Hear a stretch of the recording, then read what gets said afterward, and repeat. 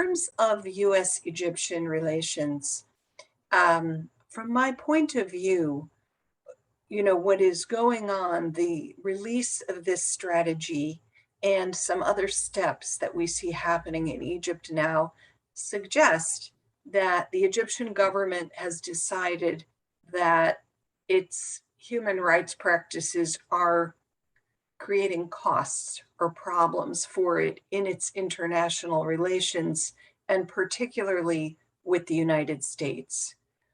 We all know, of course, that the Biden administration has adopted a different point of view towards human rights as part of US foreign policy from the Trump administration, that there is much more of a focus on this in US foreign policy generally, and that includes toward Egypt. And we saw, of course, recently this step in which the Biden administration is withholding a small portion of Egypt's military assistance from the United States. It is withholding 10% of 1 year's assistance to Egypt.